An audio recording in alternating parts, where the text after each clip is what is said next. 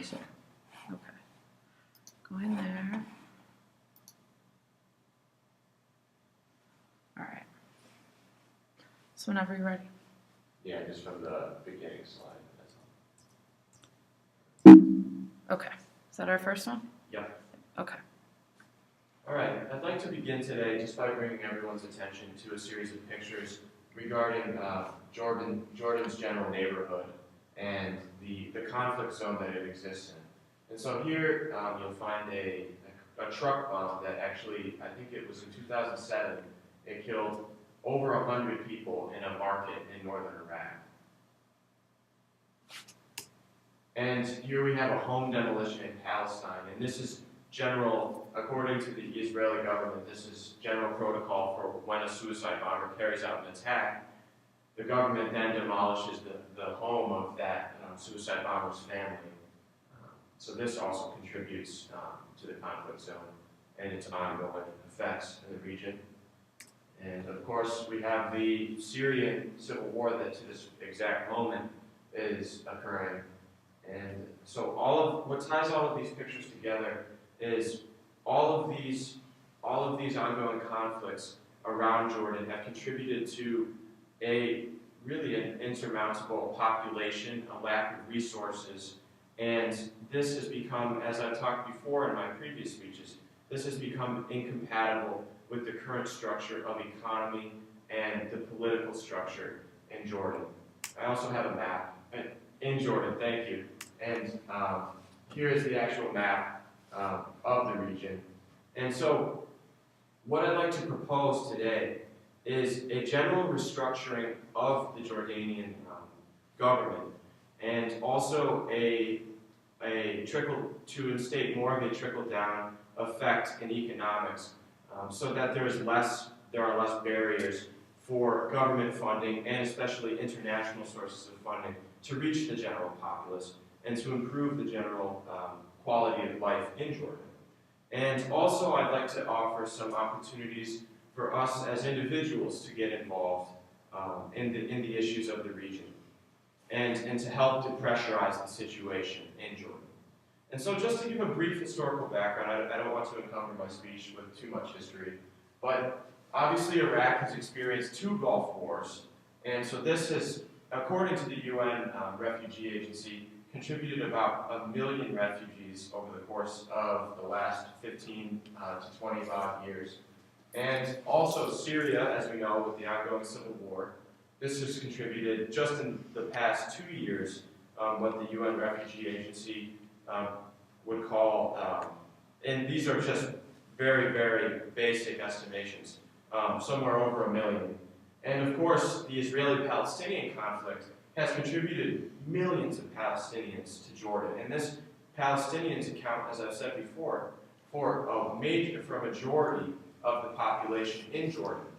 And so when comparing this mosaic of identities and of refugees and displaced persons from external conflicts, when comparing this to the political structure in Jordan, it is not compatible. And increasingly over the recent years, the monarchy in Jordan has stuck out more and more as a colonial anachronism, and that it was instated by the British imperial structure when at a time when Jordan its population only numbered in the hundreds of thousands, rather than somewhere over 6 million, as statistics suggest. And so, in terms of a political solution, I believe that Jordan could transition, hopefully a peaceful transition, because at this point in time, the indicators suggest that it could be violent. However, a peaceful transition to democracy could occur, and from a hereditary monarchy to possibly a parliamentary system or a generally Republican or democratic system. And so, in terms of parallel change, in terms of the political progression, I also believe that the general surveillance by the political and the power structure, also, namely the Mukhabarat, which are the secret police and the internal security in Jordan, I believe that this should be cut back and to not leave the Jordanian populace in fear. And I believe that this only contributes to the problem and the state of Jordan as a pressure cooker. And without more democracy, Jordan is at risk of going up in flames itself. And previously I've asked, where do all these people go from Jordan if it's right in the midst of other conflicts? And I think this takes me right to the core of the issue. And also, moving forward, the monarchy is afraid of allowing increased amounts of refugees into Jordan itself, as this might dilute the monarchy's power. And so now I'd like to move forward to the economic facets of my policy proposal. And so in part and parcel to the political transition, you would lose the system of cronyism, which is political instatement by the monarchy. And this contributes what the World Corruption Index would call a corrupt state. And Jordan, in terms of the spectrum for the entire world, it is on the corrupt side, though I must admit, not as much as I would have thought while visiting Jordan.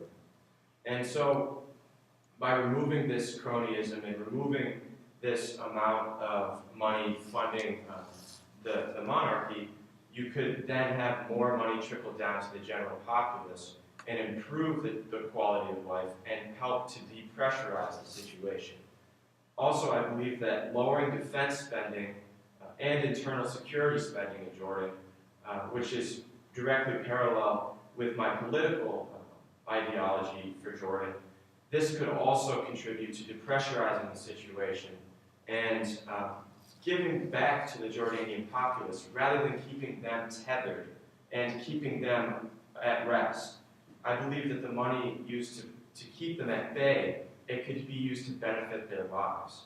And this also has international implications at the economic level. I believe the international community, in its $1 billion of assistance, and I've definitely touched upon this before, but especially the U.S. The U.S. is it's the largest contributor to Jordan. And it gave, just last year, according to the Jordanian government, it gave $3.1 billion.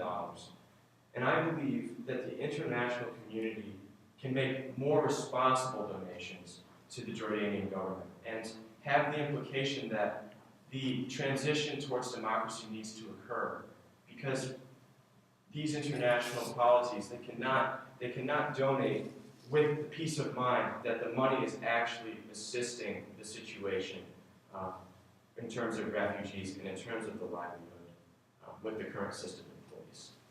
And so now, with the economic and the political implications of my policy proposal aside, I'd like to propose the train of thought for what we can do as individuals and just as college students. And so there are a variety of opportunities available to us. And first and foremost, but not the most important by any means, against all the others, is the Peace Corps or volunteering for the UN.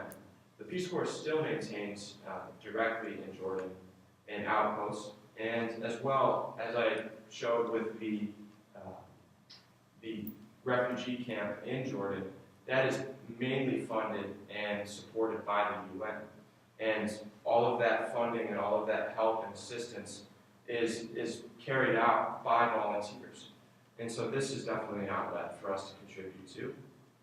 I'd also advocate for when voting within the United States to be more cognizant of your candidates' stances on foreign policy, and if they are for responsibly funding the monarchy in Jordan, and including the idea that this money needs to go to the correct people and the people, those in need. And of course, we can make small donations ourselves. You'd be surprised the buying power that the US dollar has in Jordan. And even a donation of $20 can make a difference for someone. And I actually had planned to make a donation live in front of you today. However, I was not able to find a website that directly funded and assisted those in camps like Zaatari or camps that still house Palestinians in Jordan. And so without finding an NGO that serves this direct purpose, I believe that this is even more representative of the activism and the need for my policy proposals to be enacted. And so I'd like to end today just with some reflections about our lives and those who live in Jordan and are currently dealing with the situation. As finals week approaches, and we're currently in the midst of the lead up to finals week, we might think of these days as some of the worst of our lives. Maybe that for some people, maybe just the worst of this year. But I'd like to remind you that some of these worst days, if someone else was in our shoes, these would be some of their best days with all the opportunities we have in place. And so I think the most important thing for all of us to do is just to stay informed and to not forget the people, the millions who don't have what we have and are living in the desert. And to end today, I'd like to not give a nod to Nelson Mandela, who said, "Education is the most powerful weapon you can use to change the world." Thank you.